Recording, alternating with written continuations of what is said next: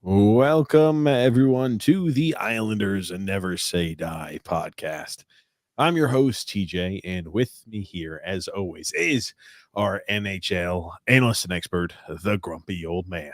They say there's no shame to his game because he's always the same. That's me. Grump, how are you this fine Saturday evening? Splendid. Splendid. You know, enjoying some NHL playoff hockey.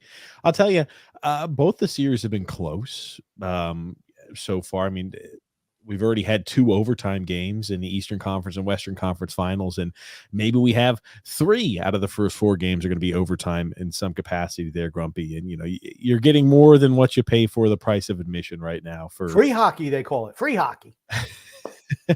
Absolutely. Free hockey. Absolutely there, Grump. So, you know, I've enjoyed watching some of the playoffs. I've enjoyed watching some of these teams. It's a beautiful game to watch. I've enjoyed it. So, but, you know, before we kind of cut into the podcast here, some of the general housekeeping items I always want to make sure I cover before I forget it. If you're new to this channel, welcome. This is a All Islanders podcast. It takes place every single Saturday at 8 p.m. Eastern Standard Time. So if you're new to the channel and you like the content, right, you find us humorous, you like the content, you like the discussion we have, you hate our guts, but you find it entertaining, whatever reason, if you like the content, make sure to do a few things. Make sure to subscribe on YouTube so you don't miss out on any of our future videos, and make sure to like the video. If you like the video, that lets myself and Grumpy know that you like the content that we produce. And also, apparently, it helps the algorithm. So it gets this podcast out to the masses. We also do have a secondary podcast. Now, that's an all sports podcast that goes live every single Sunday at 8 p.m. Eastern Standard Time. It's called TJ and the Grumpy Old Man. You could find that in the link in the description below, or as a featured page here on our YouTube channel. And that's a show where myself, the Grumpy Old Man, Son X, we talk anything and everything sports. So we talk European football, we talk world football, we talk NFL, we talk college athletics, we talk MLB, we talk NHL, we talk NBA, anything and everything sports on that show. Make sure to give that a listen. It's called TJ and the Grumpy Old Man. It is listed here as a linked, I guess, podcast or link channel on our YouTube page, or you could find it there in the link in the description below. Grump, the Islanders making waves this week. The Islanders made a trade, Grump. Shockingly enough, the Islanders made a trade earlier on this week, Grumpy, to where they went ahead and traded back in the first and second round of this year's draft to acquire an extra second round pick. Sounds like they're afraid of getting too much high-end talent, so they drop back in the first and second rounds to pick up an extra second rounder. It doesn't matter to me. When you look at it on the surface, it's like, okay, why? I think probably there's a lot of different scenarios, which I'm sure we're going to talk about, but usually you see a trade like this made draft day. for targeting a Well, specific player. let's talk about the scenario, right? Let's talk about it before you just go ahead and rush into everything and just go ahead and explain and half-ass the thinking. So what had happened, right? The Islanders traded away their first round pick, which was the 18th overall selection, and their second round pick, which is the 50th overall selection this year's draft, to the Chicago Blackhawks. Chicago sent back in return a first. I'm going to zoom in so it's easier for us to see here too. Chicago sent back in return a first round pick in 2024. So that's this year, the 20th overall selection, Grump. Then the Islanders, they also sent the Islanders the 54th overall selection and the 61st overall selection in this year's NHL draft. If you look at this in a bubble where you don't take any other context, I'd say this is not bad. You know, this is a team where you've traded back. Now, given you don't know who is going to be available at spot 18 or pick 18, and it could be a prospect that you highly value. So to make that trade a little early could be questionable at best. But you're a team that doesn't have a lot of draft capital. You don't have a lot of young prospects. So, you know, you need to go ahead and get more kicks at the can. And this looking at this in a bubble, right? We've got 2 second-round picks and a first-round pick, and we gave up a first round. We essentially moved back two spots in the first round and 4 spots in the second round and picked up a late second-round pick. So, you know, looks good on the surface, right, Grump? Yeah, and like I was mentioning before you cut me off, usually these type of deals get made on draft day on the floor where a certain team will target someone that they want, like Chicago, for instance, will target, oh, we really want somebody at 18, and the Islanders have like 3 or 4 guys that they want, that they like equally at number 18, so they move up, let Chicago move up, the Islanders move down, and they pick up a little bit extra draft capital. But like I said, there's numerous scenarios why this is done now. You would think if something, you know, since you're not doing it on draft day, there has to be something else in the hopper when it comes Islanders wise. I don't think Chicago benefits that much giving away an extra second, unless, you know, they might be looking to get higher up in the draft and figure a number 18 and number 50 is more valuable, you know, to move up to maybe top 10 or something like that. Who knows? From Chicago's end, it's a little bit, okay, Islanders wanted to do business.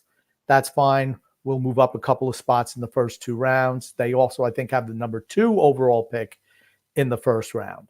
So, and they have a numerous picks in the top 3 rounds in the next few years. So I see from Chicago's aspect, it was just confusing why it was done so early. To finish your thought there, Chicago has a lot of kicks at the can. They're probably looking for more quality at this point. They've had a lot of selections the last few years that have been early on selections. They also probably want more quality at this point. There's only so many available roster spots that you can fill, and you can't just say, hey, every single year we're going to have 3 first-round picks, 3 second-round picks, and 3 third-round picks year after year after year. It's going to get to a spot to where you're going to have so many young prospects and not enough ice time to go around. I guess I'm not used to that being an Islanders fan because we have no young prospects. So for me, I'm like, man, that's great. As many young prospects as possible I want. Yeah. It's for us, like, when you look at it though in a bubble, for us, I'll tell you, it does look great. We've added another second round pick. We do not have a lot of draft picks. We look historically the last 4 years, right? We traded with the last 4 years first round picks. The few second round picks we did select, we traded away Ratu, and we've traded away other second round picks. So it's nice to see, at least on a surface level, that this looks potentially good and promising. Now, I do agree with you. This would usually be something that you would see happen on the actual draft day. And it would be usually because, right, Chicago identifies John Smith as a player that they had who should be the 7th best player on the board, and he is available at spot number 18. And we want to go ahead and trade up because, oh my gosh, John Smith at 18 is just such a value and such a find. We need to get this player. We think that's a guy who can absolutely be a top 4 defenseman for us. So they'll trade up to get that specific player. For it happening at this point in time, what it probably means, though, the Islanders wanted to acquire some draft capital because they're going to be trading away some draft picks to make some moves, is what I would assume is going to happen. It's just very odd for a team to say, let me accumulate some more. And in the NHL, let me accumulate some more draft picks before the draft day even happens. And let me just trade back. I'd be shocked if the Islanders were not going to be trading one or multiple of these picks that they acquired. Or the other scenario is that they realize, and Patrick Waugh, who has a more voice than previous coaches, they realize they have absolutely nothing in the minor league system. So they're trying to get some extra picks just to get some bodies in here. They don't drop down that much in the first and second rounds, 2 spots in the first round, 4 spots in the second, and they get an extra second. That could be another scenario also. Because remember, the Islanders have traded away picks in the future, including this year's second, for other deals where they were, Josh Bailey, for instance. I think that's a next year pick that Chicago gets from the Islanders. 2025, yeah. Yeah. So, so they're trying to recoup some of that draft capital. That's another possibility as well. That would be the best case scenario for the Islanders. I agree. What do you think the likely scenario is? Because the best case scenario is right. We're a team that has been continuing to trade away prospects. We've traded away draft picks. We've got one of the worst farm systems in the NHL, if not the worst. The worst.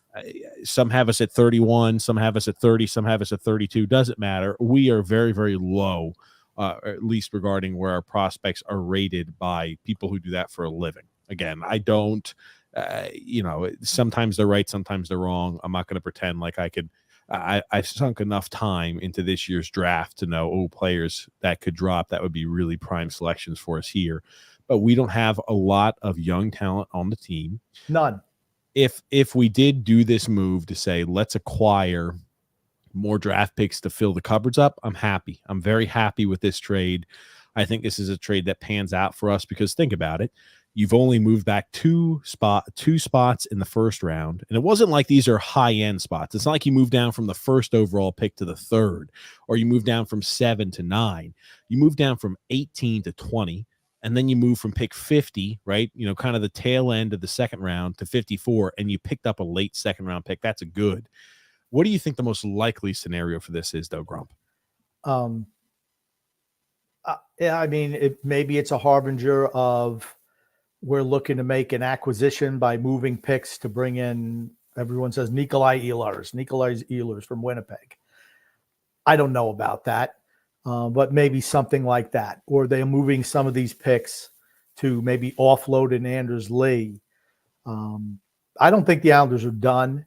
I just, like I said, you listen to what some Islander fans saying, oh man, they got Siplikov and they pick up some third string goalie and this move and the Islanders are cooking. I'm like, you realize these are all like grade B level moves. They don't move the needle between making the Islanders a contender,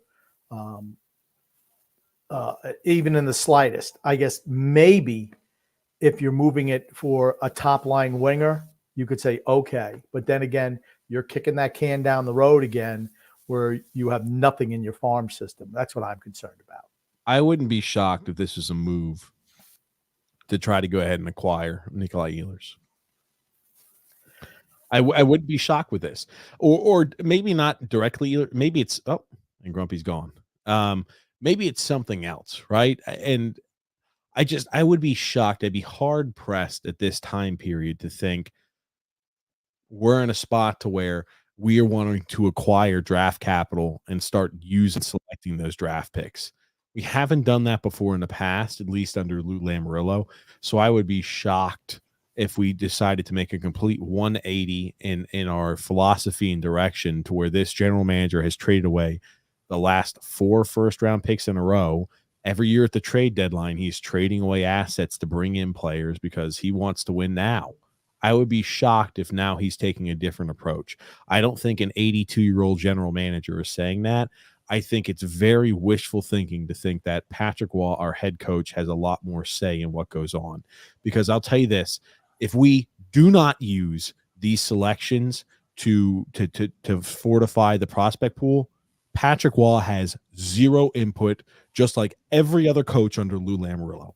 I will say that. If he uses these picks to trade, to bring in assets to win now, Patrick Waugh has zero input. None. Unless Patrick Waugh says, great. I can't imagine Patrick Waugh thinking this team is good enough to win a cup, but maybe he does too. And that's a problem as well. So, but if we use these picks to trade, to acquire assets that can help us win now, to acquire a 28-year-old or 29-year-old on an expiring deal and Nikolai Ehlers, Patrick Waugh either A, has no input, just like every other coach under Lou Lamoriello, or B, has the wrong mindset, just like Lou Lamoriello does. Well, So that's what one is not a good scenario if we trade these picks away and we say, let's keep chugging along to win now. Okay. Well, that's what I was saying. You know, it could be that I think Patrick Waugh does have more input. You don't think he has any? I absolutely think he does. Would you agree with me real quickly before you continue? Would you agree with me if we trade some or one or multiple of these picks away to add assets to help win now, that Patrick Waugh does not have the input? Okay, if you just shut up for a second and let me talk about what I want to talk about instead of you parroting what I say. I'm asking. It was a question. That was a question. Okay, but you didn't let me finish, because that's exactly what I was going to say. If he's looking to move draft picks, then I'm not in lockstep with his way of thinking as well. I just don't see this group. If you watch the playoffs, the current NHL playoffs, even the previous round, the Islanders are light years away from being an NHL contender. Light years. I mean, they're a cup contender. Yeah, even for playoffs next year, you're looking at a team that once again is going to be scuffling around the 7th, 8th spot. You got to figure that Jersey's going to be better than they were this year, right? Probably. Okay, so you're going to be kicking around in the 7th or 8th spot. If anybody else improves, and let's say you don't get a Nikolai Ehlers, let's say you get, I don't know, who knows? I mean, it's just window dressing at this point. I don't know if we can do enough with the prospects that we have in the system, with a limited amount of draft capital that we have, that we can, all of a sudden become Stanley Cup contenders. I just don't see it at this point in time. The question I want to ask off of that is, and now here's the thing: if we trade away these draft picks, it has no indication that that's what Patrick Waugh wants or Patrick Waugh thinks is best for the future of the team. What the likely scenario is the same general manager who had complete autonomy and control in Jersey, the same general manager until he was neutered by the Toronto Maple Leafs and their organization had complete control over everything. And the same GM who with the Islanders has had complete control over absolutely every single aspect of this team probably still has complete control over this. If we use the draft picks, I will say I believe Patrick Waugh could then have more input than what I believe. Because he could. If we use the draft picks and say, hey, we're going to select in the 1st and 2 second-round picks, okay, gotcha. I think that is us starting to deviate away from the current path we're on, that we're saying we need to acquire more kicks of the can, and I absolutely will believe that maybe there is hope for that sooner rather than later. Okay. Like I said, I don't know what his mindset is. I believe he absolutely has more voice than you think, without a doubt. Lamoriello's only going to be here, maybe another year. He's 82. I mean, he could be dead tomorrow for all we know, right? But I mean, think about it. He's not the longtime GM here. I think he's going to, and I've been very adamant about it from the day he was hired, he's going to eventually be the GM of this team. I 100% feel that way. Maybe this is the 1-year training ground for him, and he's starting to put his fingerprints on a little bit without stepping on the old man's toes. But there might be some things that he's looking to do that Lamoriello just isn't capable of doing anymore. And that wouldn't surprise me. I just think there's nothing that has occurred so far that we're not even in the off season yet. What gives you the reason and the rationale to think that way? Why have you made a change to think that? We brought in a head coach who spent 9 years where he could not get an NHL head coaching job offer, but we went ahead and offered it was not 9 years. 8 years?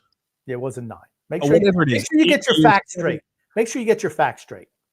We hired a coach who didn't have a job in the NHL for over half a decade, 5+ years after the way he left at Colorado.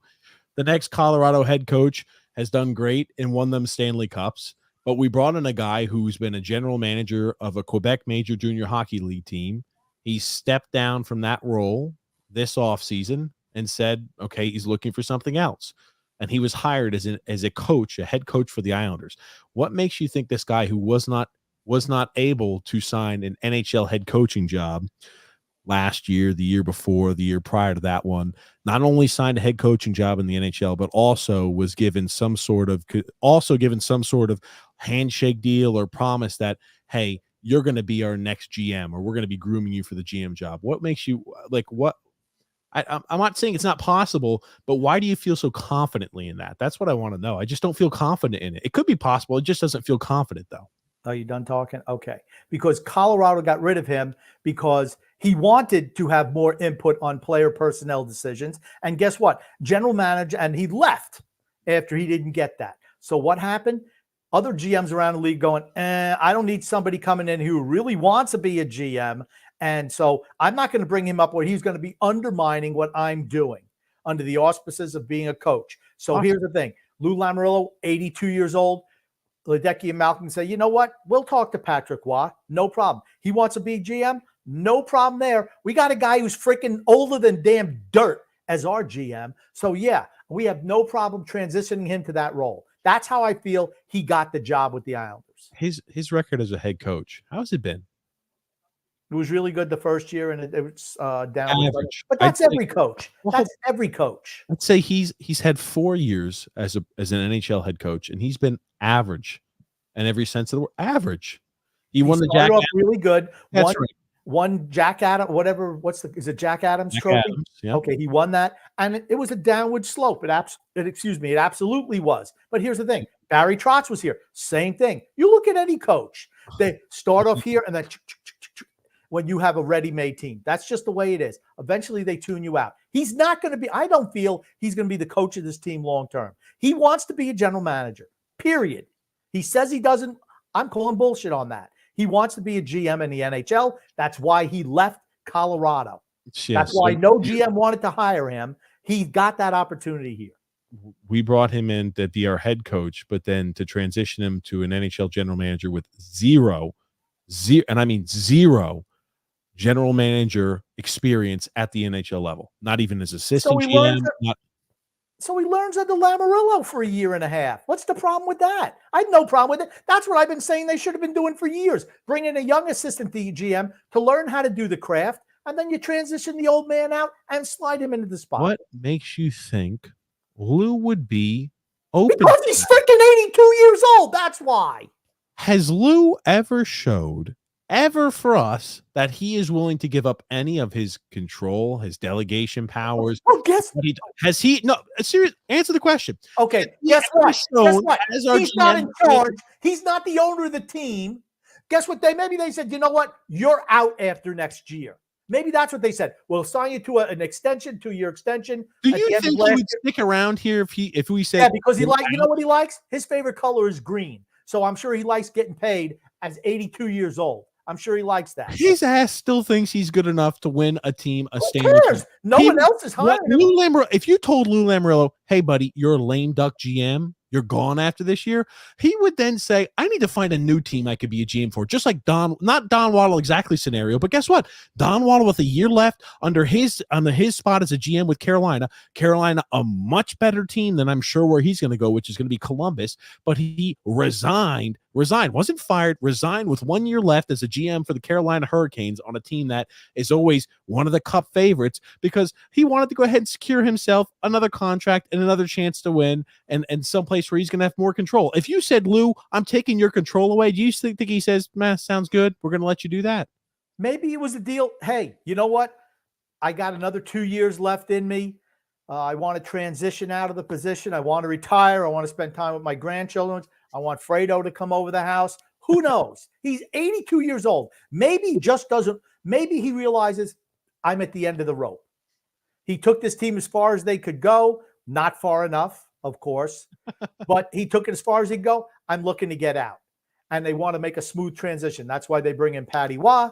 He trains under him for a year, and then all of a sudden, Lou's gone. They slide Waugh.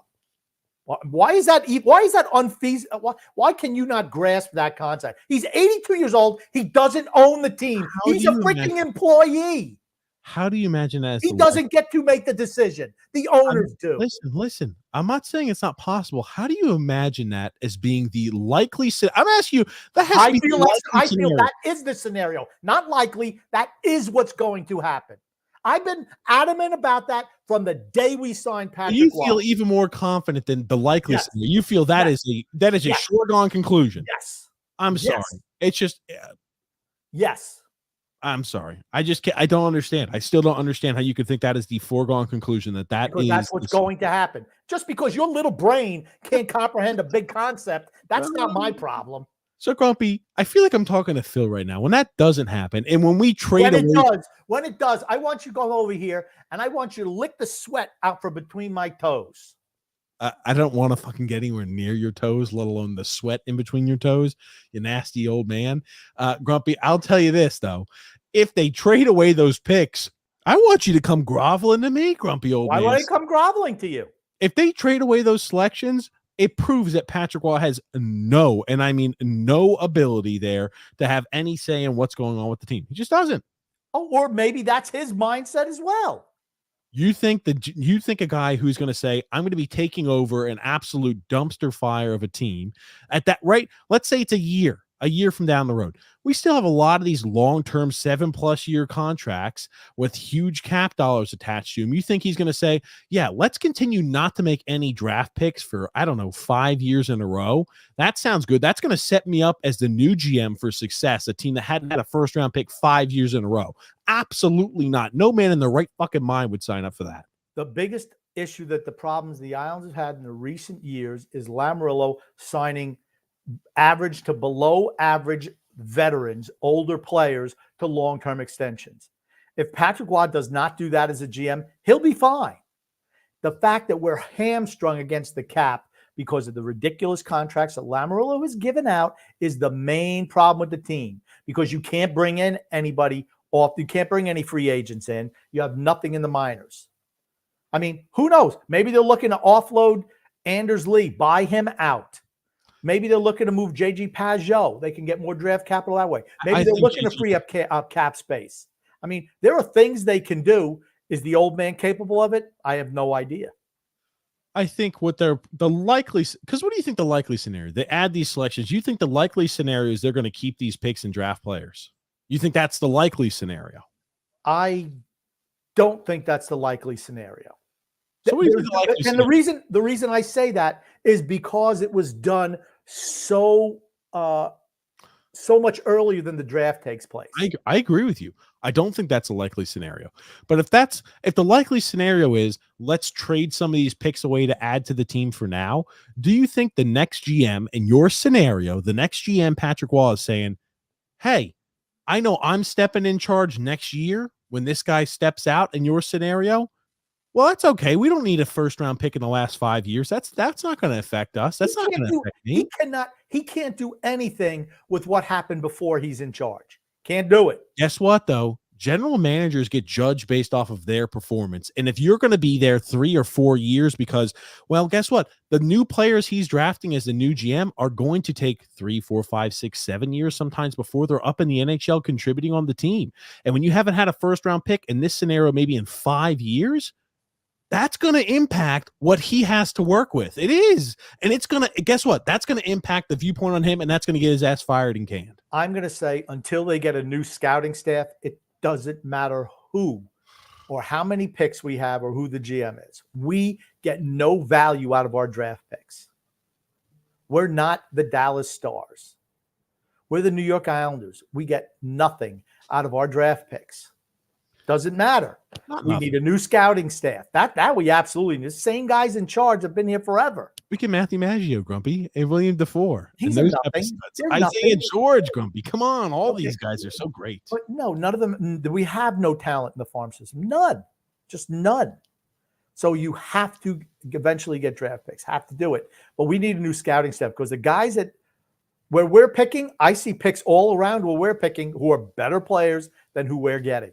So whoever's making the decisions or whoever's giving the scouting information are not the right people for the job. And maybe Patty Waugh knows more about the minor league system than we do. Who knows?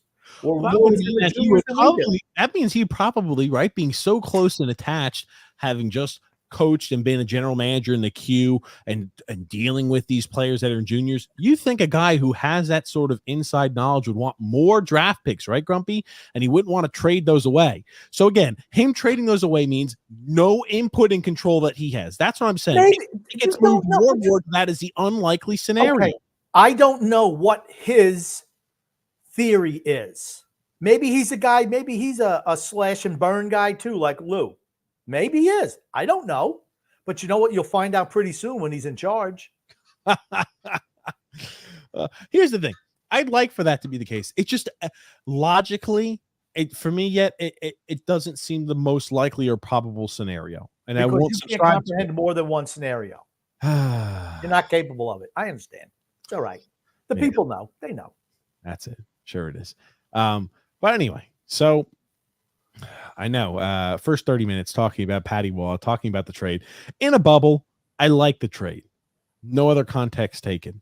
If we use these picks to trade to add a Nikolai Ehlers, let's say we give up a first and something or 2 seconds to get Nikolai Ehlers. I like it. Still.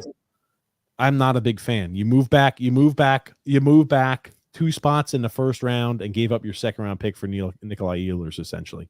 Will it make the team now better today? Would it? Yes. Yes.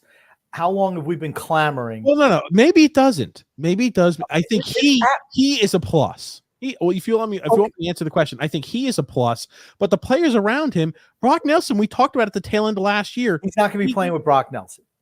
I'm just talking about the team. You said, is it going to make the team better? We're going to have so many other people that may be taking those steps back, like Brock Nelson did last year.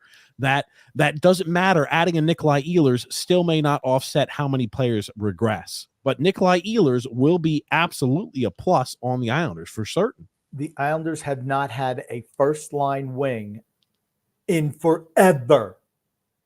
He would absolutely play with Horvat and Barzal. I think that'd be a good wing. 2 guys who can actually put the puck in the net. Nikolai Ehlers can also be a creator. Yes. And who's to say, okay, you know what?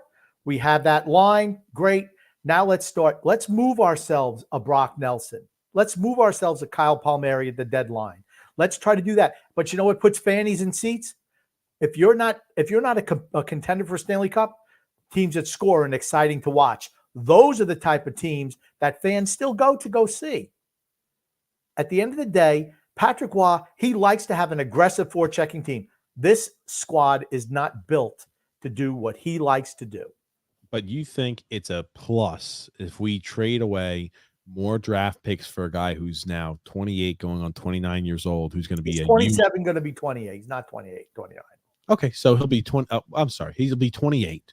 You think, though, it's a plus to be trading away more draft picks to add a guy who is 28 years old. And ideally, right, you're not going to trade for a guy and let him walk after a year. You're going to if Lou is still in charge, you're probably going to give him a long-term contract like he's done with others, maybe a 7 or an 8-year deal. You think that's a plus?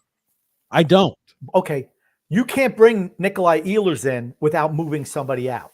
So you're moving out. Let's say if you move out of JG Pajot. No problem there. You're going to get draft capital back for him.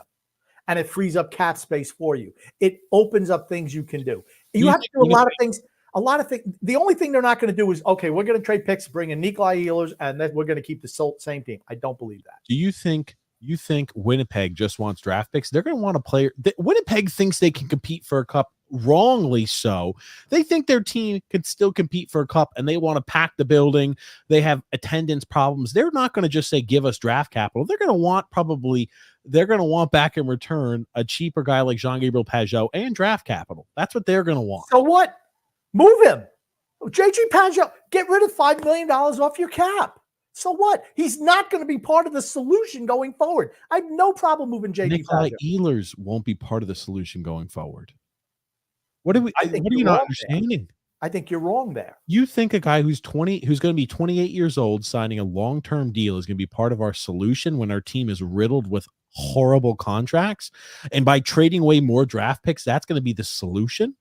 Well, this is almost completely opposite of what you usually preach. That's why I'm asking. It does not sound like you, Grum. Well, like I said, I've been on the record. If we're not going to be good, we have to be fun to watch. He makes the team more fun to watch. So now you've already said, okay, you don't want to resist what is. You're just going to say, gotcha. We don't care. They've already committed to just doubling down on the team. We're not concerned about the future. How is it if you're moving off guys who are on expiring deals to bring on another long-term contract for a guy who's going to be probably on a 7 or 8 year contract? Is that a plus or a minus? It's him, Barzell, and Horvath would be the 3 best offensive players on the team. I agree with that. Okay, so you've made your team better. You're getting rid of some of the trash. You're getting rid of a Brock Nelson, maybe Anders Lee, maybe a buyout Anders Lee. You can free up cap space. Do they have a plan? It seems like maybe, just maybe, they have a plan to do something in the offseason, something they haven't done since Lamoriello has been here. Do you think that Kyle Palmieri is going to improve off of last year's performance? No, that's why I move him. Okay, Grump, you can't pretend like you're going to live in what you want ideally and then also say that you're just going to subscribe to what the most likely scenario is. I'm just asking you, in the likely scenario, we're not moving Kyle Palmieri. We're not moving probably Brock Nelson. Those are not guys that I would anticipate that we move. And those are guys that are on expiring deals too. You do realize that everyone realizes the Islanders aren't good enough and need change. Everyone. Then how is adding Nikolai Ehlers and trading away our draft picks that we just acquired, which I'm okay with. I'm happy with the acquisition of draft picks because I hope we draft the players. That is the best case scenario. But if we use those draft picks to then go ahead and trade for Nikolai Ehlers, it's the same exact thing. It's the same thing. It's the same thing our team's been doing since the inception that Lou's been here. It's the same thing we'll continue to do. Trade away our future for hopefully the potential to grasp at the cup or to have a minuscule chance to do so. And we're not close. You realize Nikolai Ehlers, his numbers are better than Bo Horvat's throughout his career, right? I mean, I'm just saying he's a drastic upgrade for us. He is. I'm not saying you wouldn't be. He would be.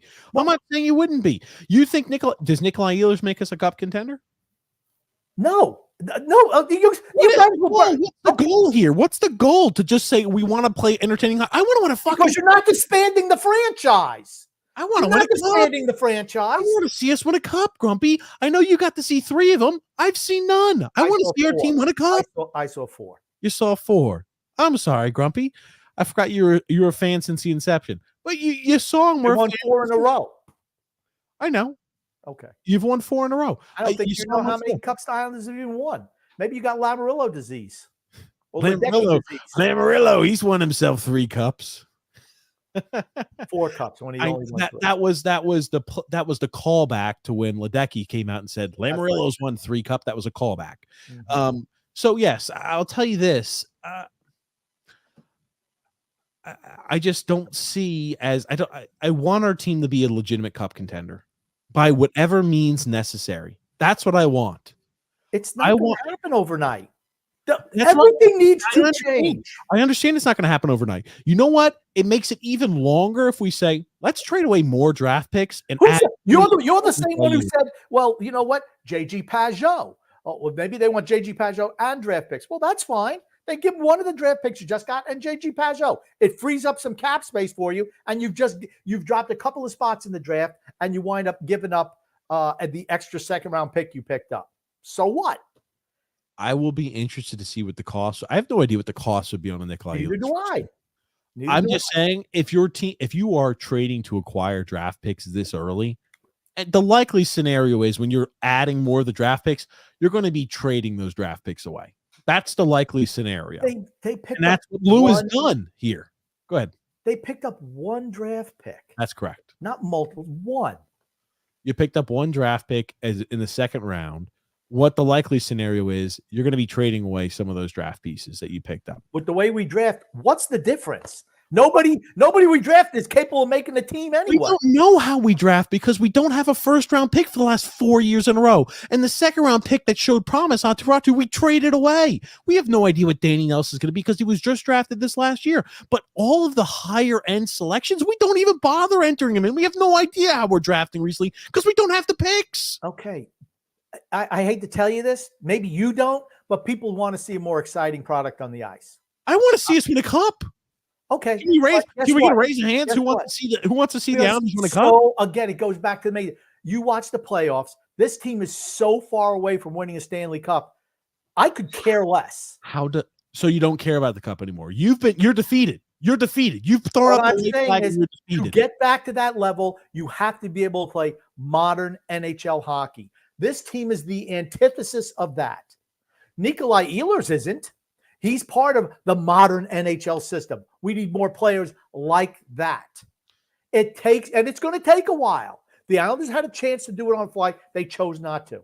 So if you're asking me, would I rather watch Nikolai Ehlers and have the team be more exciting to watch as opposed to just slogging through every year, giving up 40 shots a game, getting 10 shots on goal, hopefully Sorokin is sensational net, so we get a loser point. No, I'm not interested in watching that. So absolutely not. You'd be okay saying, I want no chance to see another. You're never going to see another cup again. I'm not going to see another cup anyway. I'm sure that. So but I'd rather watch something. So now you're at the point where you think you'll be dead by the time the Islanders are a cup contender again. I won't be. I hope I'm not dead by the time the Islanders. You will be too. You'll be too. I hope I'm not. But you've already subscribed that you'll never see them win a cup and hoist a cup. What I'm saying is, if the team, I don't want to watch a team that's just slogging through every year, just scraping on to make it somehow squeeze into the playoffs somehow and get blown out in the first round. I'd rather see something that's more entertaining to watch. Absolutely. Because it's tough watching the way the Islanders played the last couple of years. Really, really hard. It's like, this is like anti-hockey. We have to transition to the modern NHL game. And guess what? It's going to take a while because of the contracts that Lamoriello has signed. You cannot get out from under all of them. You can't do it. You might as well have something fun to watch a little bit. And here's the thing. It's not like you're going to be giving up 4 draft picks for Nikolai Ehlers. It's not going to happen. Under Lou Lamoriello, how many draft picks did he give up for third liner Jean-Gabriel Pageau? Do you remember that? 2. First and a second, right? Yes. Okay. Thanks for that one. I just wanted to remember. I wanted to remember. But, okay, here's the difference. Nikolai Ehlers wants out of Winnipeg. Pageau wasn't signing back, which is the reason they traded him away too. He was a guy who was traded at the deadline on an expiring deal, and we signed him as soon as he came here. He wasn't signing back for the money that he wanted from Ottawa. Same thing. But if you trade guys like Palmieri and Nelson and Pageau, you're getting rid of some of the old time NHL players, and you're going to be getting more draft capital where you can acquire younger players. Nikolai Ehlers can be a part of a transition to a modern NHL system.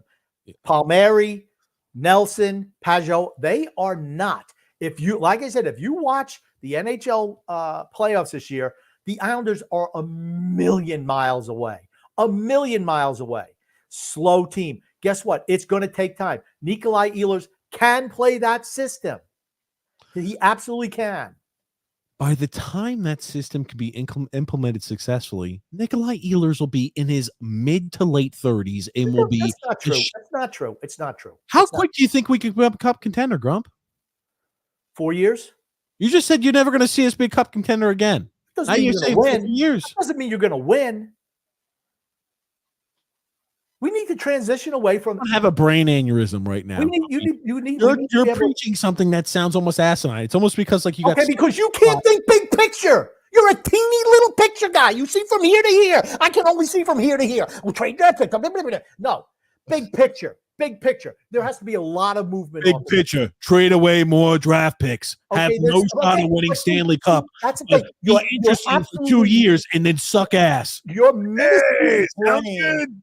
Your very smooth brain, no wrinkles whatsoever. You dehydrated, wrinkly brain. You're not even listening to what I'm saying. I'm listening. Away. You trade guys like Nelson. They're not going to do that. They're not going to do that. Why the fuck would you trade those guys? They're not going to do that. They're not going to do that. Okay.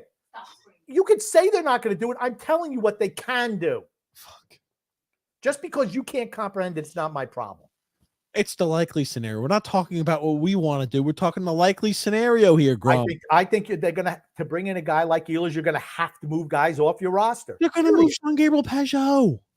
That's who would be the move. He'd have actual value that a team would want back. Winnipeg's Nelson not has gonna, value. Winnipeg for their spot is not going to say, let's go ahead and just start adding draft picks and rebuild. That's not where they are. They think they're still good enough to win a cup, and they're Like not. I said, there's a reason why you would not be capable of even being an ECHL general manager, because you cannot think. You can only think from A to B. You have to think, how do I get to Z? Well, guess what? There's a lot of moves, a lot of things that need to happen. You can't comprehend it. That's fine. I was mistaken to think you were bright enough to handle it. You cannot. I'm on another level. I'm playing 3D chess, and you're playing in the dirt with rocks. All righty there, Lou Lamoriello. Keep it under control there, Lou. I'll tell you this, Grumpy, though.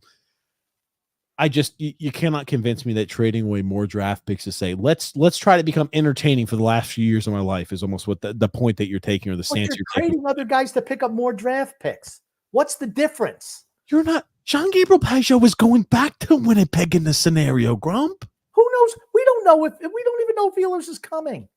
You don't even know. Who knows? Ehlers, whoever it is, we're going to be trading away those draft picks to bring in players that can help us win now. We're not going to say, let's trade and let's go ahead and draft. You don't get it. Again, the brain just way too smooth to even comprehend. We are up against the cap. You have to move guys out to bring guys in. And that's why in this scenario, if you're bringing a guy like Ehlers, you're going to have to lose a guy like Jean-Gabriel Pageau. That's right. So what? I don't mind that, but the problem is by losing Jean-Gabriel Pageau, you're also going to be trading away draft picks. I don't give a shit about losing. You're not going to trade away draft picks to get rid of JG Pageau. Not to trade away Jean-Gabriel Pageau, Grump.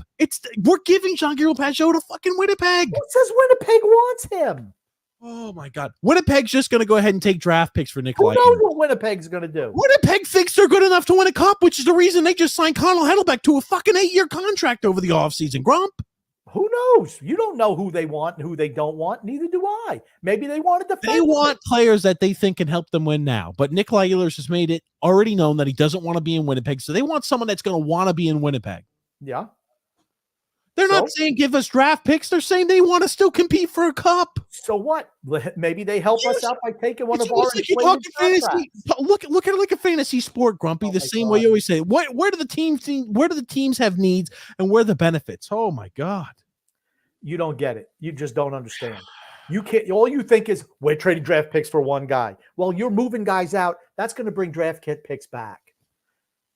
If that player is involved in the trade and a draft pick or draft picks for the better player, one draft pick, you're not getting draft picks back in return to get your player away. You're using him as an asset to trade. You're trying to tell me you wouldn't take Nikolai Ehlers for JG Pageau and a second-round draft pick that we just picked up? You wouldn't do that? You think it's going to be that cheap? Yeah. You think Winnipeg is going to say, your third line center who put up 30, how many points? 30 some odd points last year? Yes. How many points? Yes. How many points? Oh, okay. I don't. That's exactly what I think. I don't. I could see it realistically being Jean-Gabriel Pageau 2 seconds. He's not worth that. He's on the last year of his deal. He's not getting that much for that. Not now. Absolutely not. You're crazy. Look at Ehlers' production. Look at Jean-Gabriel Pageau's production. Ehlers plays in a more prominent and important role than Jean-Gabriel Pageau does. Simple. I don't know what the value is. If you look at the recent trades that Lou Lamoriello has executed, very rarely do I say, yeah, we got the better value in the bargain deal on this one. Because it doesn't happen. In the scenario that we're trading these players away, Grumpy, we're going to be giving up more than what you think. Okay, we don't even know what's happening. You're arguing something that we have no idea if it's even going to happen. I'm just saying there are ways out of it. That's the most likely scenario. That's what I'm talking about. You want to just watch entertaining hockey. That's fine. I want to win a cup. While if you're going to ask me if I would rather see us do a transition and have a guy like Ehlers, which makes the product more fun to watch while the team is transitioning, or just slog through and just get some other ham and egger to have us qualifying the 8th spot to get rolled, absolutely, I'm going to Nikolai. No, what I want to do is use the draft picks to acquire players and acquire young players. The scouting staff is incapable of unearthing any gem. How do you know that? Because they've been doing the job for 20 years. It's the same guys who've been here forever, and our guys are nowhere near as good as other teams at finding draft picks in later rounds. They're just not. Grump. You're killing me, Grump. You're killing me, Grump. All right, Let's get some comments. We're obviously going to have a disagreement there. Anthony Rizzi, grumpy old man. You would have to think with Lou getting the extra second rounder for Chicago, he's going to use this to move a salary somehow. That's possible too. Another scenario. We're acquiring draft picks to trade away bad assets and to bring in other assets. Freedom Fund Adventure, grumpy. I'm not a Lou fan, but I like the potential of the college free agent signings, the draft picks now signed to Bridgeport, Maxim the Russian, and the goalie depth signing, the recent swap of draft picks potentially. It's all window dressing. Nothing changes the on ice product of the team. Nothing. It's all fringe. All this stuff the Islanders have done has been all fringe stuff. So I like the Maxim Soplakov signing. I'm not going to get like, oh, I'm celebrating in the streets over it. It is a zero risk potential reward move. I have no problem with that at all. He signed an ELC. He's a guy where if he pans out, great, and if he doesn't, he walks. You're paying him the minimum $950K on that, right? So I've got no problem with that. The college signing, the goalie depth signing, that is window dressing. The trades for the draft picks, it's how we use them or what we do with them that matters to me. Flex Crew, grumpy. Someone tell Grump he needs to post on Twitter more. Wasn't the deal to post once a week? I think I've done that. No, he has not. I've done 6 posts in 3 weeks. No, Grumpy. Just because you made 3 or 4 posts in 1 week doesn't mean it counts for the next week. It's 1 post a week, Grump. I think I've done. I know. I think I did miss 1 week, but I do believe that I missed this last week and the week before. I absolutely did not miss this last week. Absolutely not. What'd you tweet? Did you tweet Phil's? By the way, Phil's Fiction. We didn't even mention this. Phil's Fiction got his Twitter destroyed. Grump doesn't know how to play in a sandbox. That's what happens. I warned him. I said, Phil, learn how to play in a sandbox. You're going to get yourself in trouble. Didn't listen to the grumpy old man. He got popped. I heard it was because he was spreading so many ridiculous theories and ideas about the Islanders that Elon Musk said, we cannot allow this type of ridiculous gaslighting to the Islanders fan base. So Elon stuck up for the Islanders fan base is what I heard. Don't be spreading that fake gossip, that fake news, Phil. But anyway, don't worry. Phil's back on. He's his way back on to Twitter. 3 days ago, he and TJ had a conversation. He lost his mind when he got dropped. And he said, I'm done. I'm never getting back on. Within 48 hours, he's back on with a new account. Just put a little underscore at the end. So it's still the same at Phil's facts underscore. We love Phil, though. Happy he's back. Yeah, he's a yin to our yang. That's I like Phil. Phil's great. Yeah, but Grumpy does need to start posting more. He's not posting. And guess what? The listeners of the show are going to hold you accountable, Grump. You need to start posting. First of all, I have. Like I said, I posted once the first time. I posted 3 things the first time. Then I posted once, and then I posted again. Oh, you posted on the 23rd. Okay, hold on. Let's look. I posted more often than you think. Okay, here's the thing. Admittedly, I missed 1 week. Okay, let me ask you a question. Why has SunX not updated you from this ridiculous gray icon to a picture of you? Maybe he'll do it tomorrow when he's over visiting for Memorial Day. You went from May 8th till the 23rd. You went 2 weeks between posts, Grump. This is unacceptable, Grumpy. This is unacceptable, Grump. I'm gonna feel. What was before then? What was before that? Pull it back up. About Harry Kane, or I don't know. No, before that, there was observation from the Canes and the Rangers. That one. Just pull it back up. Show me the dates on the previous one. The dates prior don't matter. You went 2 weeks without a tweet, Grump. What was the one before the May 7th? Okay, May 7th. Oh, I did May 7th and May 8th. Oh, there you go. I doubled up. No, okay, that doesn't count. You went 15 days without a tweet or 14 plus days without a tweet. The reason is because we went so far in between the first and second round of the playoffs. So but yeah, I'll absolutely be more. I'll probably be throwing some baseball stuff out there. Is X, by the way, X is no longer starring comments. I see he is slacking per the usual. X, get on the stick. Freedom Fund Adventure, Grumpy. We will see how max impact is achieved. If it is, we'll see if trash is thrown out, if the right guys brought in. I'm not even sure what that means. Me neither. But because I have a smooth brain, Grumpy. Drew L. Lou trades back in the draft for more draft picks. Is there a glitch in the matrix? Well, it depends on what he does with the picks. If he drafts them, you know what? I'm happy. Maybe they realize, you know what? We need to restock the farm system. Yes. I just don't think that's the case. I think it's safe to say we will not be signing any unrestricted free agents this year. Again. I don't know. Maybe we're going to trade away more bad contracts than you think and go after a guy in free. Who the hell knows what Lou's going to do? Acquiring draft picks? He's never been a guy under his tenure here of the Islanders to say, let me start using draft picks and acquiring extra draft picks. It's just not what he's done. Unless there was a drastic change. And the one thing we know about 82-year-old men or men in their 60s, Grumpy, is they don't make a lot of change. They don't like a lot of change. Can't you say that from your own experience there, Grumpy? Well, usually they're smarter than the imbeciles who are younger, such as yourself. That sound familiar, DJ? Goon Grump. Why and how was Phil's facts momentarily banished from Twitter? Didn't play in the sandbox. Couldn't do it. Did Gaylord Perry master the spitter? I think he did. The little spitter. Yeah, just didn't play nice there. He did make another Twitter account, though. You could find him. Oh, that bastard Phil's facts is back. Rick Roma. I know so many Islanders fans love to hammer Lou, but let's be fair tonight. He basically just stole a second-round pick from Chicago. I think so. I think just looking at that trade on paper, nothing else, I think it's an absolute win. For our scenario, I think it could be an absolute win, that trade. Yeah. The thing I fear, though, is those draft picks will be sent away. They'll be sent away. If you think they're sending all the draft picks away, I think you're crazy. I don't see that happening. Could you not? You think they're not trading all the draft picks away? I think you're crazy.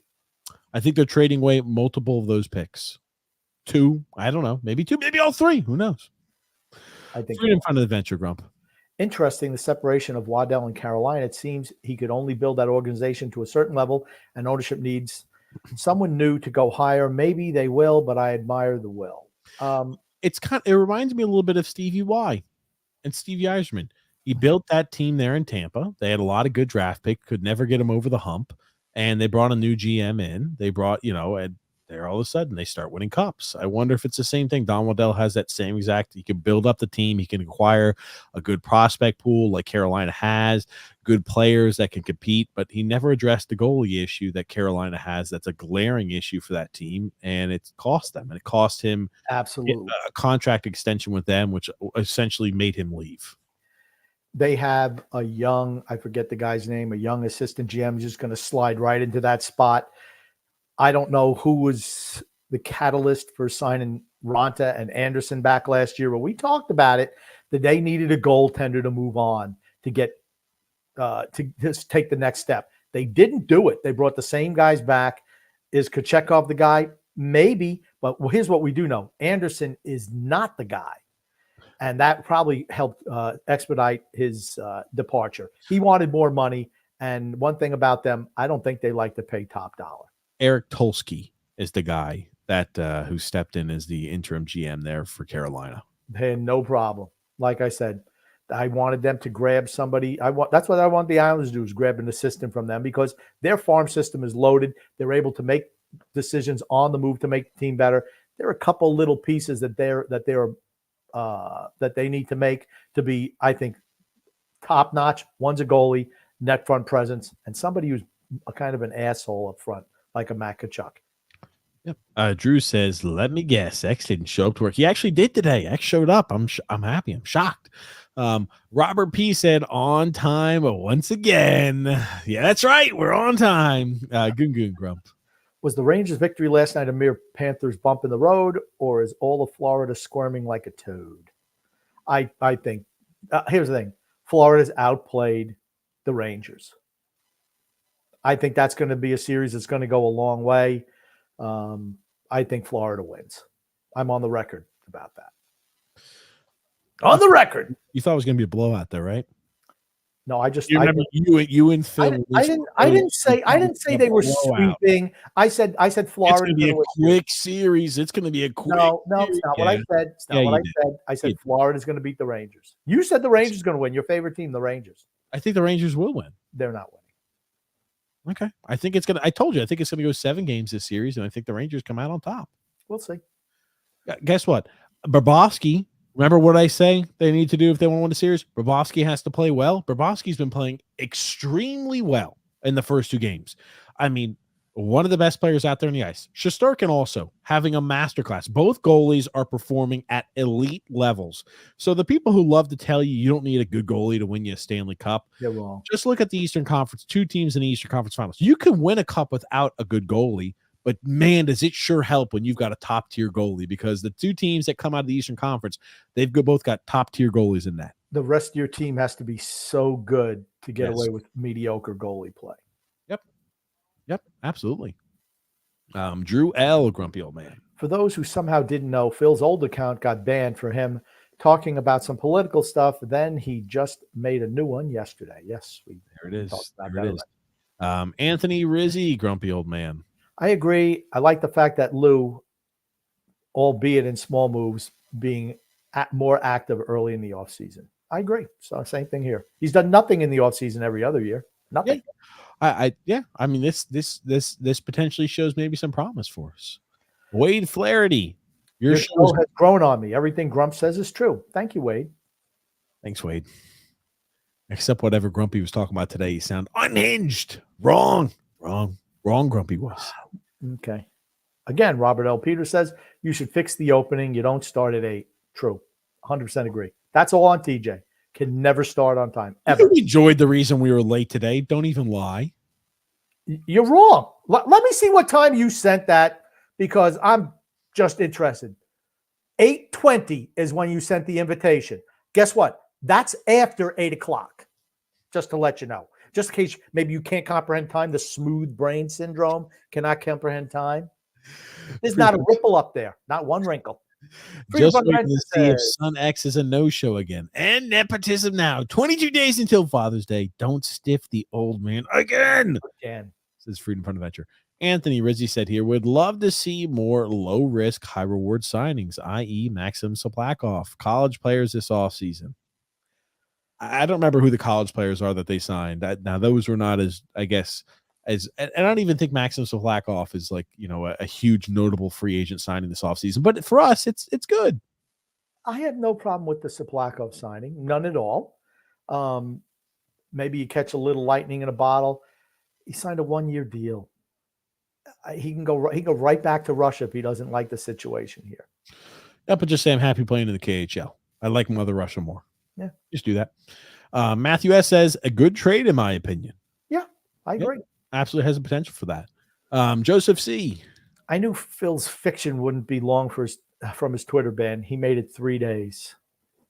Was it for 3 days or was it 2? I didn't remember. Maybe it was 3 calendar days, but I don't think it was actually more than 48 hours. He was back quick. Matthew DiBernardo says, what's up, boys? I'm assuming we're trading picks that we just got from Chicago. Who would you like in return?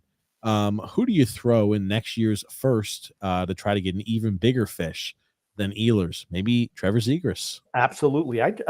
Would you make a trade for Trevor Zegras? He's young. I have no problem with that. There you go. See what I mean? I have no problem. It depends on who you trade the picks for. You don't trade for guys who are in their 30s. You don't do it. But if you can get a younger player, I'm 100% for it. 100%. Yeah, it's just Nikolai Ehlers is not. He's not a young spry guy anymore. Grump. He's still really good, and he's exactly what the team needs. I would have much rather traded a first round pick for a Nikolai Ehlers and a Kyle Palmieri. Sure. A finished ham and egger like him. Oh man, I wonder if the Islanders have any interest in Nietzsche's. Why would Carolina's not trading Nietzsche's? I don't see that either. Nick D. Grumpy, TJ, Son X, how you guys doing tonight? Podcast reminder, fire Lou Lamoriello and his son Fredo. Amen to that, Grump. Amen to that. Joseph C. says here, could Lou be acquiring a second-round pick to unload a bigger contract on their current roster? Yes. That's possible. And you know what? I have no problem with that. It gives you some financial flexibility. Grump. If you just listen to me. If you just got that second, you dropped 2 spots in the first, 4 in the second, and you got the 61 pick. If you move the 61 pick to get Anders Lee off of your books for 2 years, you wouldn't do that. Okay. There's no one in the right mind. There's nobody in their right mind who's going to do that. Oh, Think about it. Josh Bailey, listen, Josh Bailey cost on 1 year remaining, $5 million cap hit was a 1 second round pick. Anders Lee has 2 years remaining at $7 million of a cap hit. You're looking more at the Andrew Ladd type scenario. You're looking more at Andrew Ladd type of 2 second round picks to move him. 2 years at $7 million. Okay. First of all, you don't know. There were some teams maybe who've just been shedding salary, need to get guys on the books, just so like Arizona. Maybe they're shedding salary. They just want to bring somebody on.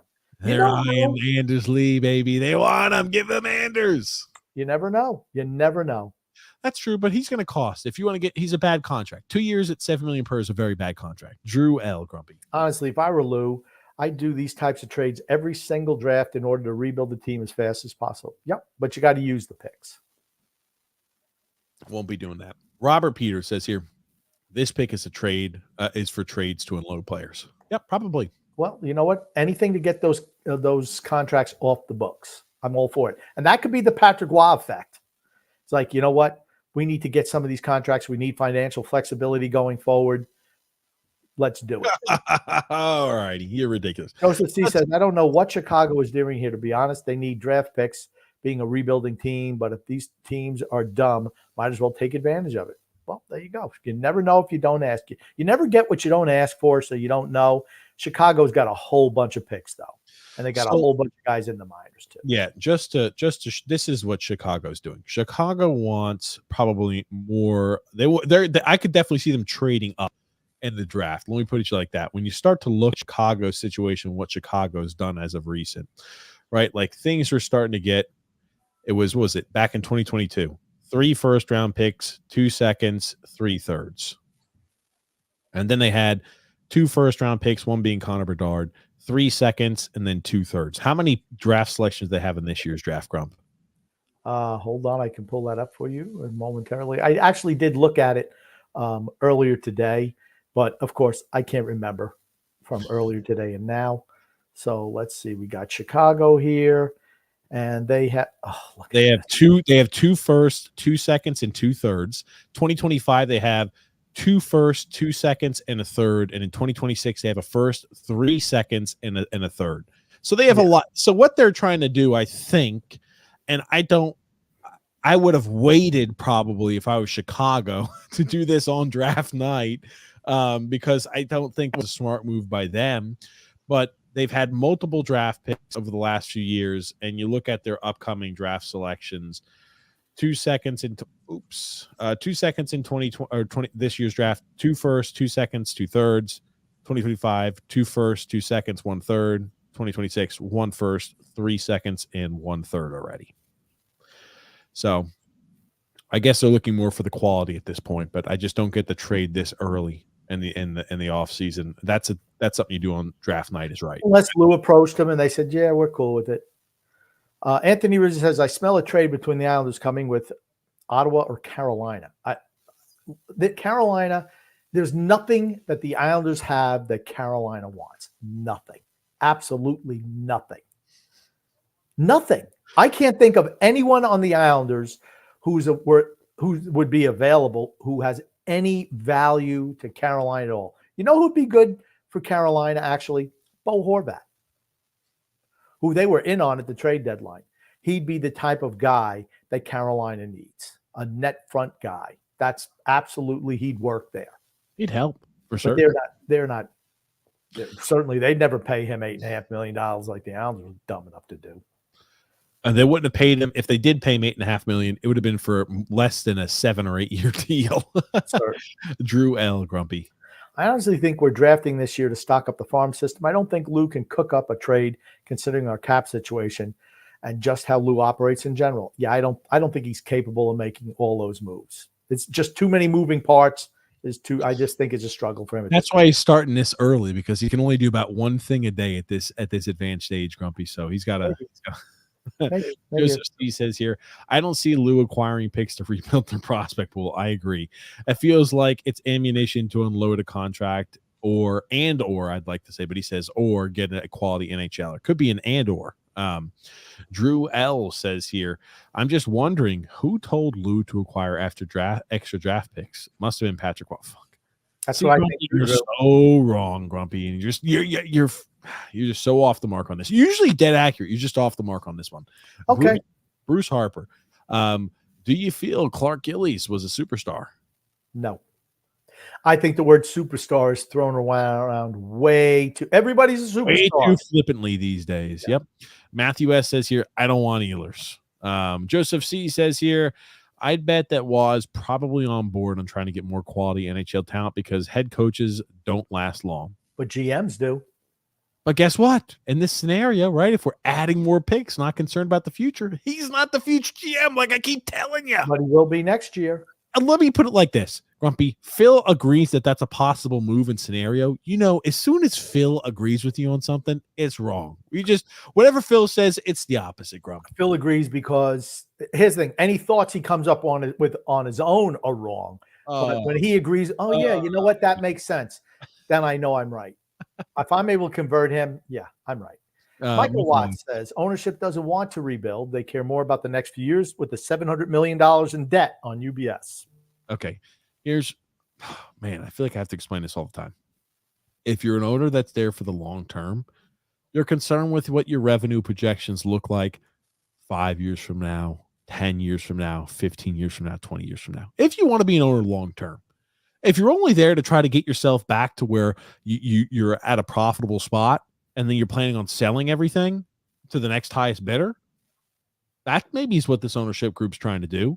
And they just want to make the team look as profitable as possible to sell the team. That's not a good owner, though. So I hope it's not the latter. I hope it's the first scenario. And if you're concerned with profit and revenue 5, 10, 15, and 20 years from now, you're going to do what's in the best interest of long-term profit as well as short-term. Look, yeah. So my little brownie says here, Sheldon Keefe, yes, to New Jersey, was coaching their issue. I think he'll be more efficient with younger talent than he was. Or do you think he'll be more efficient with younger talent than he was in Toronto? I mentioned to Phil the other day, I said and TJ, I said one thing we don't have to worry about is New Jersey for the next few years because Sheldon Keefe is not. You said you think the Devils are going to make the playoffs, so they'll be a better team. I think they'll be a better team. Lindy Ruff at the end, the team had tuned him out. I mean, Buffalo re-signed him after he was gone for a lot of years. Did they get a first-year bump from a head coach? Maybe. But it's the same young team that he had in Jersey. But, I mean, Jersey had a lot of injuries last year. Again, another team that needs a goalie.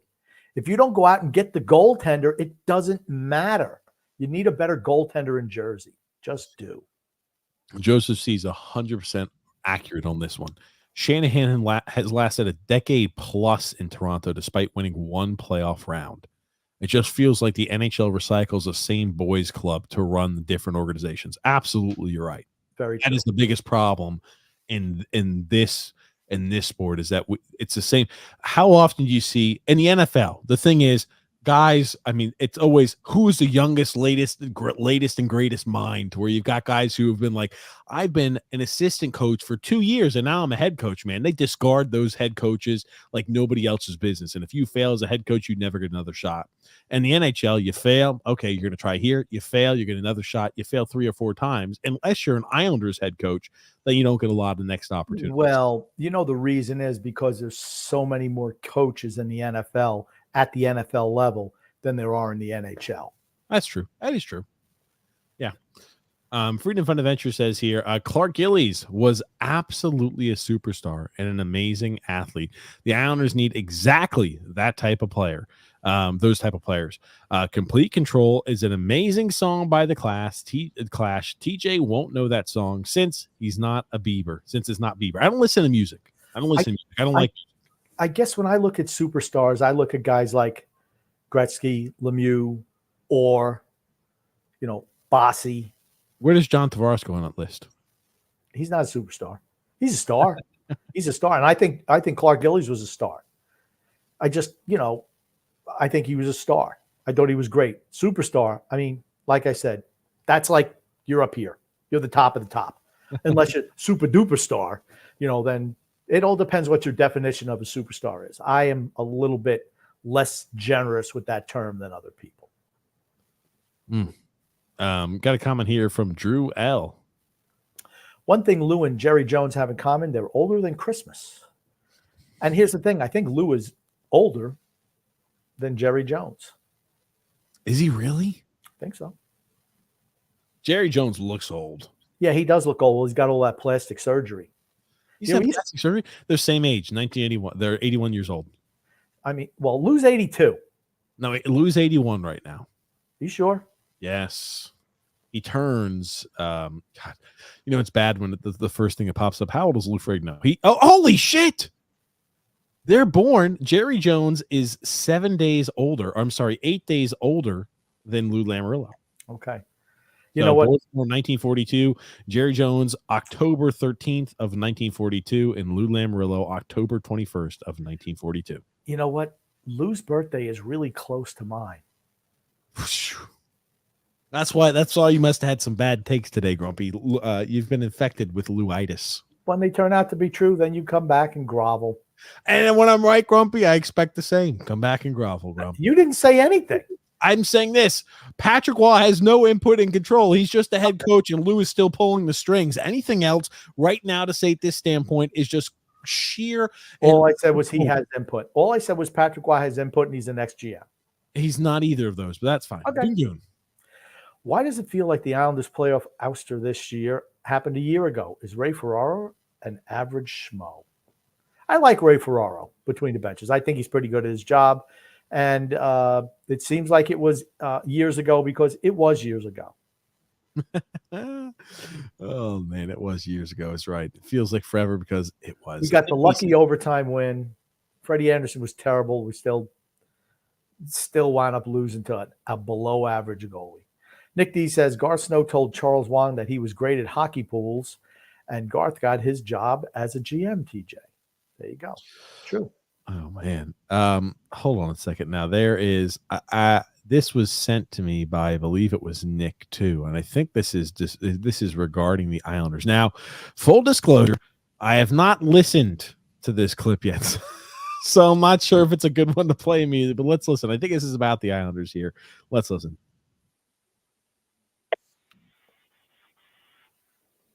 I don't hear anything. We don't hear anything. Suggested that he turned down a trade to Edmonton. You suggested that he didn't want to be traded. Well, yeah, because he loves Long Island and he doesn't want to leave his family. I mean, now he's got to look at those perverts in the stands in Long Island. Stop, Piero. Listen, I don't feel the need to really defend my Islander fan brethren because Piero's trying to get under our skin. I know he is. We've got wonderful fans there at UBS Arena, guys like Peter Schwartz, guys like Pete Bellotti, Ray Martell. These are the type of people. They're all hockey fans. So, hockey fans are great yes. fans. They're good people. They're not perverts. They're not white trash. Guys like Sal Licata, big Islander fan. So it's all guys like us. We are not perverts. We are not white trash. We are good sports fans that love to support the Islanders. Boomer. Yeah. Okay, so essentially what it was is he apparently had, I guess the summation of that, Matt Martin had the ability to be traded to Edmonton at one point, and he said he didn't want to get traded to Edmonton because he wanted to stay on the island. Why would he want to leave the cul-de-sac crew, right? Come on. So here's the thing. He said, well, what if the Rangers called? I'd hang up the phone on him. I'm like, really? Then, dude, you're going to be unemployed because there ain't nobody looking for Matt Martin anymore. Oh, my God. He'd take the Ranger gig. I would, too. I wouldn't blame him either. No. At this point in his career, he doesn't. Okay. He's a beggar at this point. You cannot be picky and choosy as to where you sign. You just want to continue to play. And I'd have no problem if he signed with the Rangers if that was the only offer he had, because in the end, he's a professional that wants to be able to continue to play a sport that he's played since he's a kid and has loved his entire life. And however he's able to do that, I don't fault him for doing that in any way, shape, or form. There is no way he does not fit on the Rangers. He's done. No. The only team he's capable of playing on is the Islanders because everyone's over 35 years old on that team. He's done. It's not a crime. You know, you had a good run, went on too long, but you know what? He'd never go to Edmonton. No kidding. Never leaving. I mean, did he have a no trade clause on his contract too?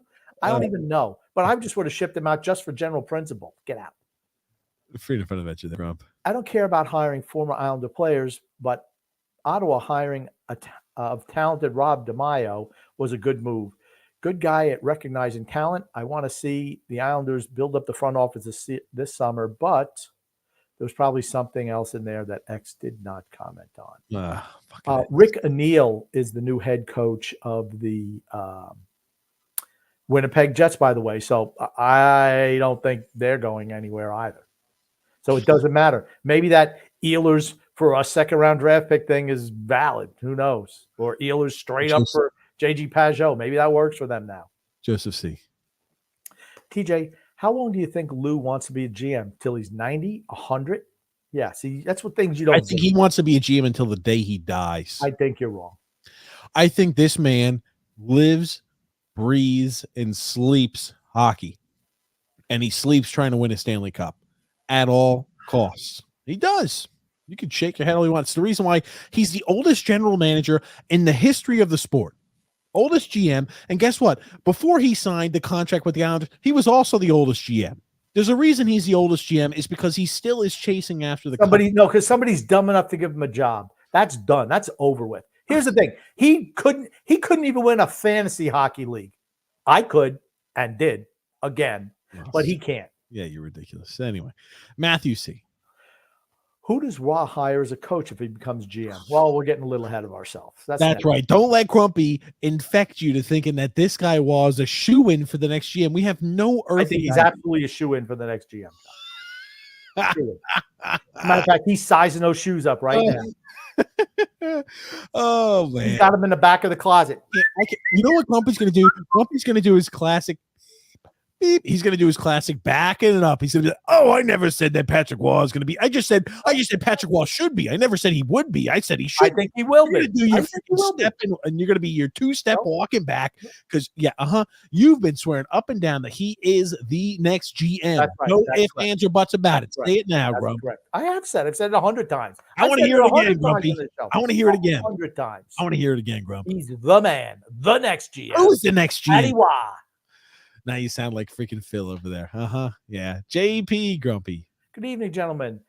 I can't wait for when that day happens. I'm going to shove it right up your ass so far. You're going to pull out shit all out of your hands. I can't wait. Hope your lives are doing much better than the current state of affairs with the Islanders. Hope everyone here is enjoying their long weekend. Man, thanks, JP. Yeah, absolutely. We got a little Memorial Day weekend, a little relaxing, fun time. Freedom from Adventure says, Grumpy, I believe strongly that TJ and Sunex would benefit greatly from a trip to Pound Town. Grumpy can't take anybody to Pound Town these days. No, he can't. Nope. Nice haircut. That's your response to you being old and no longer being able to take anybody to Pound Town is nice haircut. Drew says the man who's got no hair on the top of his head. Ugh. So Drew says, so here's a funny life update. I actually experienced a 4.6 earthquake whilst taking a piss. No, I'm not joking. This actually happened. Yeah, I guess maybe that's why everybody in Japan sits on the toilet when they pee. You don't Freedom from Adventure. Grumpy, there have been a lot of changes in the Islanders coaching scouting staff. Biggest issue is the front office is so small. It's three guys and two in their 80s. Sorry, not enough energy. Yeah, same guys who've been here forever and ever and ever. Got to revamp that. Can't live. They don't get anybody in the later round. Patrick Waugh should have some input as to who those guys should be. Oh, wait a second, we haven't done that though either. When he's the new GM, I guarantee that scouting staff gets. Oh man, if he's GM, scrap it up. If he's the GM next year, why avoid the Christmas rush? Get to work there, Patty Waugh. He has input now. No, he has zero input. Matter of fact, I heard he was no input. I heard he was in Lou's office with a tape measure, measuring stuff when he's going to be moving in.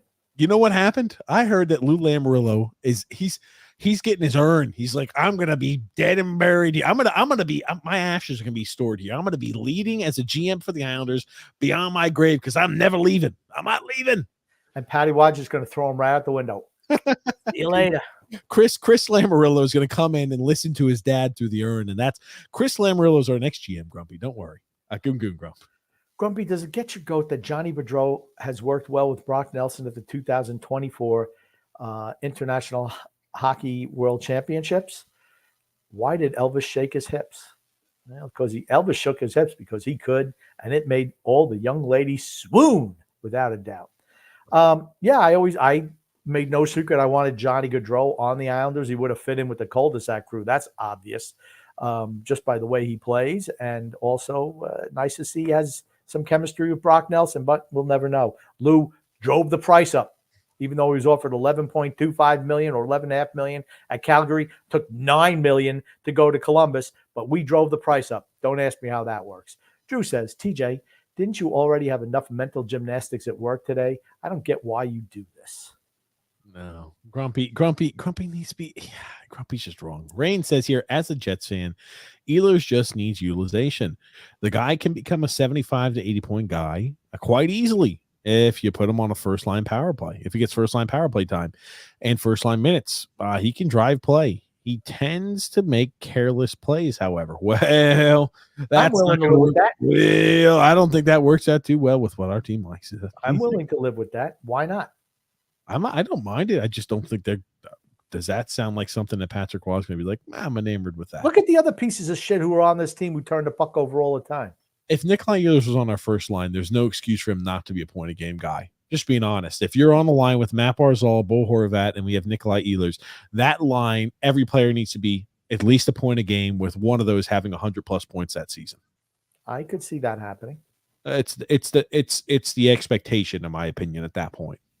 Nice to have three guys who could actually play on one line. I mean, I know it's a novel approach, but most teams have it. Oh, Rain says his advanced analytics and stats are also exceptional. He just needs a little change of scenery. I need more information. Can you give Grumpy some more information on the advanced analytics and stats? Grumpy, I know what I see. He's a good fit for that line. That much I do. Oh man, Ehlers makes $6 million a year. Yep, that's why But he does need a new contract though. And he's not going to take a pay cut. I'll tell you that much. Oh, man. Okay. These owners will provide any resource. Lou wants a small office because he is a control freak. He also doesn't want people around him who may challenge him or provide ownership with new opinions. Man, that sounds like somebody else I know.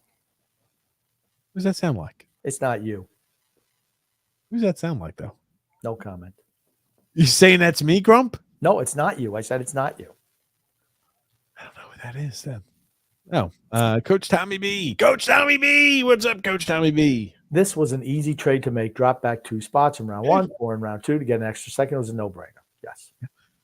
Mario Grump. Trading away any pick to get rid of Pajot only highlights how horrible that trade was. Well, yeah, you don't trade away a first and a second for a guy who's a third liner and then give him $5 million a year. You just don't do it. It's dumb. Frank says, what's up, man? He's like, just got back from band practice. Didn't miss anything good. Grumpy talking about how he is 100% confident. No ifs, ands, or buts. Patrick Waugh is a guarantee as the next GM. So if Vegas is offering odds on it, you've got a Grumpy guarantee. I'm not sure how good those are, but a Grumpy guarantee that he's your next GM. I said it from the day he was hired. And he's the GM next year too, might I add. Grumpy said next year and next GM. Next year. Sorry. Goodness, that's great. That's great. Oh yeah. Joseph C said, not much. Just TJ arguing over meaningless details as usual. As usual. John Smith. TJ can't rebuild until Lou is gone. Your argument is not possible until then. Grump is right as usual. Thank you. Lou should have been gone yesterday, unfortunately. Coach Tommy B. Ehlers wants a long-term deal at big money. If Winnipeg offers it, he signs. I think that bridge is burned. I think he's gone. Mario Grumpy.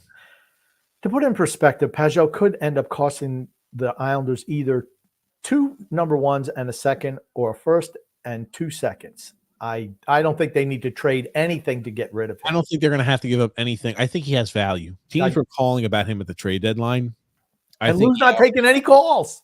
I'm not taking any calls. Why would I do that? We might qualify for the playoffs and get our asses just banged mercilessly from behind by Carolina again.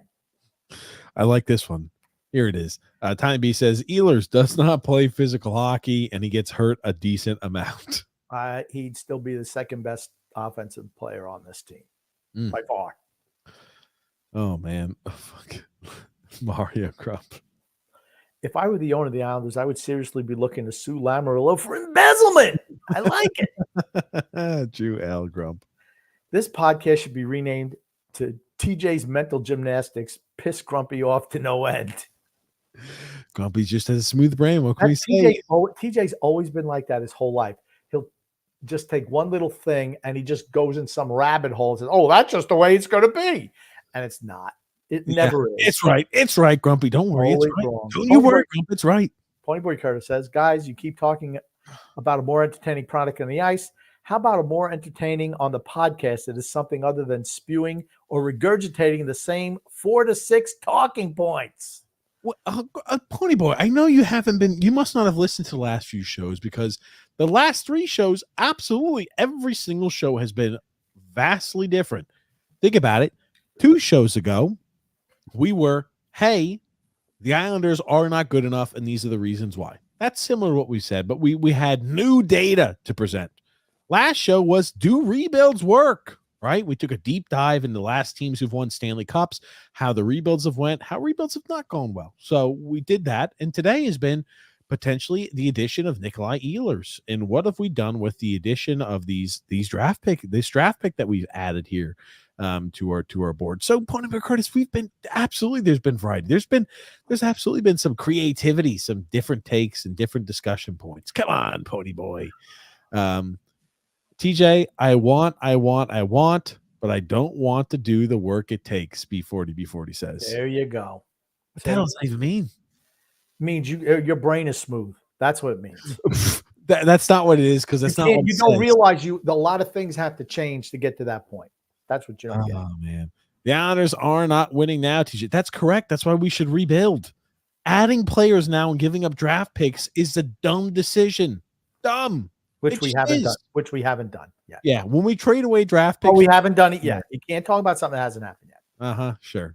TJ, fantasy sports isn't reality sports. Oh, I'm using it to try to go ahead and to bring Grumpy into a mind where he can understand. Winnipeg is going to want something that benefits their team. Move on. We've already talked about it. Next.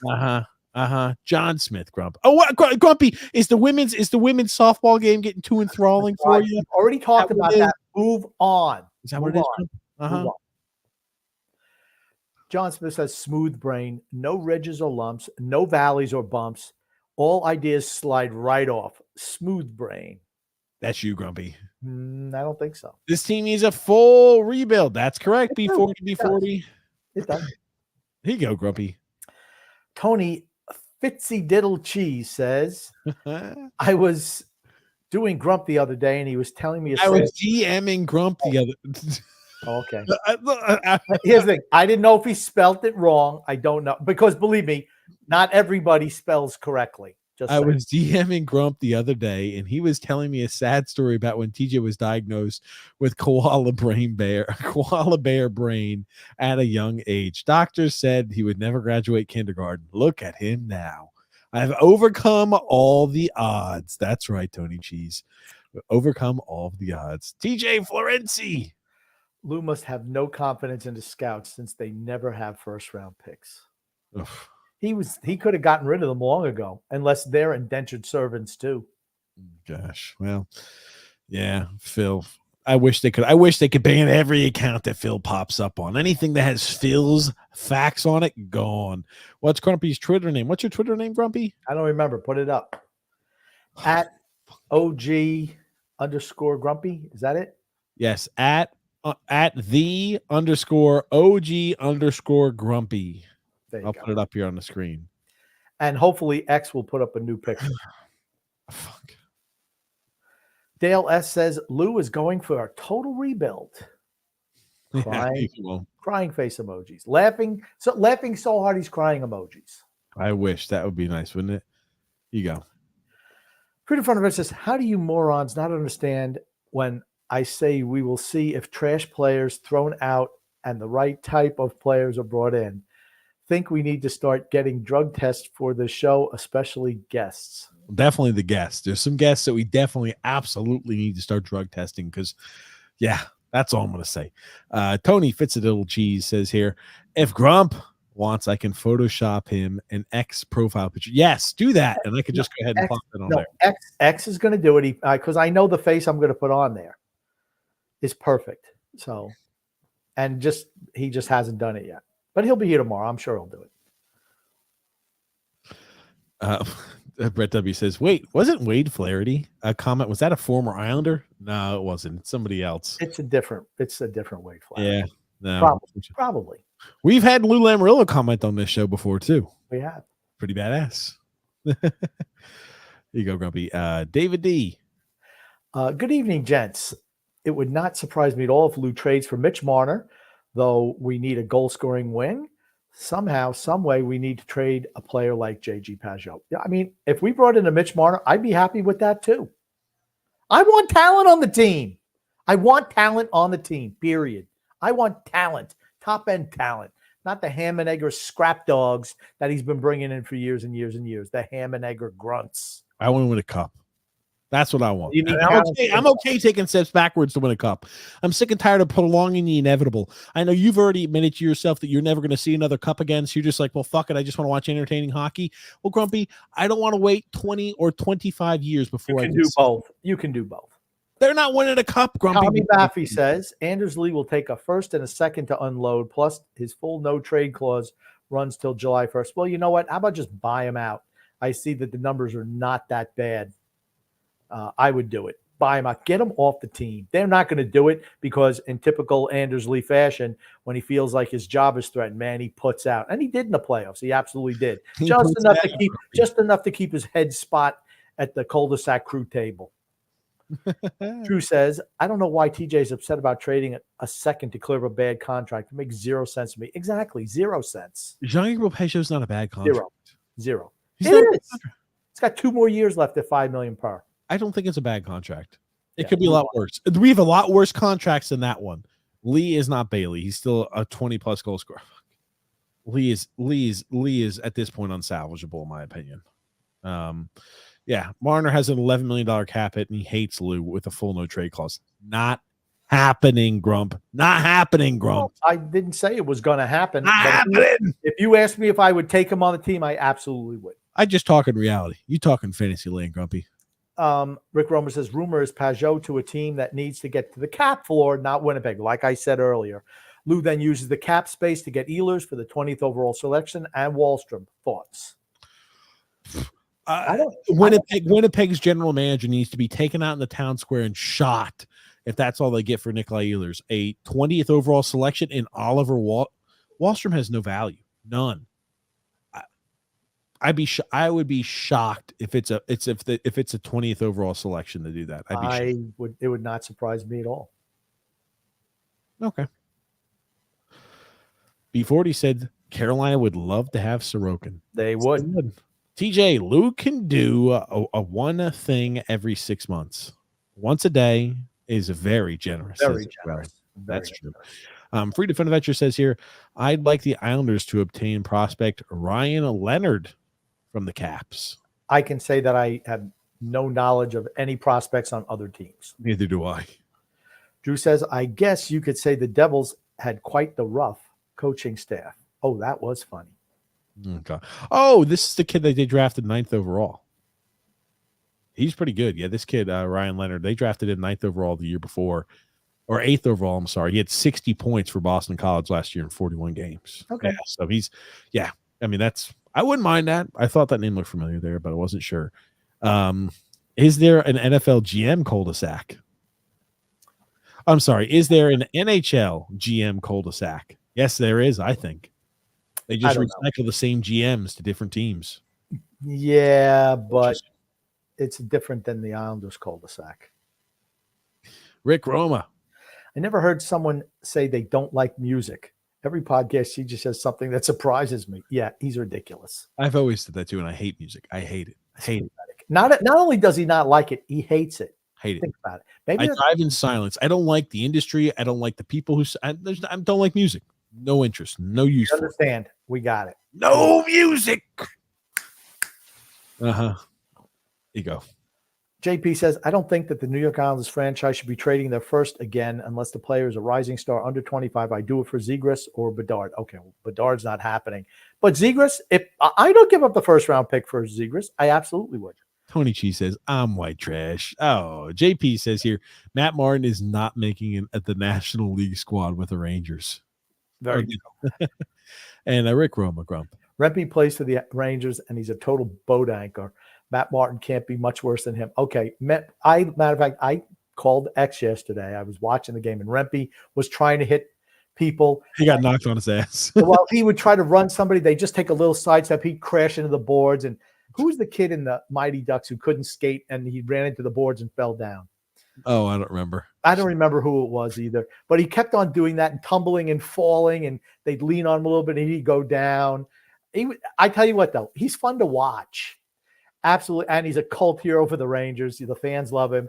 I just thought it was fun when he tried to run somebody in the boards. They just slide a little bit and he'd crash in and fall down. And it was great. Rick Romer says Rempe played 10 minutes. And I think the shot attempts were 17-4 against, and Florida led 4-0 in high danger champions. Florida isn't afraid of him, but the Ranger fans acts like he's a huge factor. He's fun to watch, though, I have to say. He makes me laugh when he's out there, when he falls down. I like him. I like him out there, too. David DeJesu says Patrick Roy will leave at the end of 2026 and be the head coach or GM of Montreal. Rick Rock says, wow, could you imagine that? I don't see it. Yeah, could you imagine that, Grumpy? Grumpy's wrong. Rick Rock says Jacques Lemaire is the real brains of the operation. Think about it. What a plot twist. Is it? I didn't think he was involved in the NHL anymore, Jacques Lemaire. Frank Grumpy. A first and a second usually get you a star player. We get Pajot. LOL. True. David Jesu. The best trade Lou ever made since he's been here was for Bo Horvat. Lou has been here for 6 years, and every trade outside of Bo has been for third liners. 100% agree. Bo Horvat trade wound up being the best trade. True. Freedom from adventure. Grumpy, who was your source that Roy had a tape measure in Lou's office? It sounds like a Baffy special. It probably was, but no, it was just a joke. He's probably he goes in there with, like little swatches, little for new furniture and paint colors and stuff like that. Oh gosh, there. Coach Tommy B says here, I warn everybody that the fact that Ehlers' name is out there so loudly likely means that Lou is not trading for him. If somebody leaks, he pulls out. That just makes him a failure as a general manager. Right. If you would back out because you're linked to him, it's just dumb. B40. Islanders won the first cup 44 years ago yesterday. What's Grump's memories on that day? Islanders Never Say Die podcast. Okay. I saw a highlight on YouTube. It was like overtime goals from 1980 on in the playoffs. And I still, to this day, get goosebumps when I see that goal come up and Tonelli to Nystrom scores. Just now, I even have them now. The Islanders win the Stanley Cup. And I get goosebumps every single time I watch it. Every time. Not sometimes, every time. Brett W. Grumpy. TJ hates music and doesn't watch movies, but he's a blast at parties. Oh, yeah. I am a blast at parties. I don't talk about any of that garbage. Oh, my God. Music. Anyway. Stick in the mud. Let's wrap things up here today, Grumpy. What do you want to say before we end our show here today? I want to say love and laughter to everyone who listens and even those who don't, from TJ, the Grumpy Old Man, and Sunex. Thank you so much, Rudy, for watching the show here today, listening to the show. We'll be live with you guys tomorrow on the TJ and the Grumpy Old Man Show, 8 p.m. Eastern Standard Time. And we'll also be live on next Saturday. Next Saturday, I think there. X will not be here. X will not be here next week or the week after. Typical X. Not showing up for his job. Anyway, let's wrap things up. Thanks so much, Grumpy. Thanks so much, Rudy, for tuning in. That's right, Frank. Hit the thumbs up button. Thanks so much, Frank. Hit the thumbs up button, everybody. If you enjoyed the content, we'll be live with you guys tomorrow on TJ and Grumpy Old Man and next Saturday. Thank you so much, everybody, for watching. And thank you, Grumpy. My pleasure.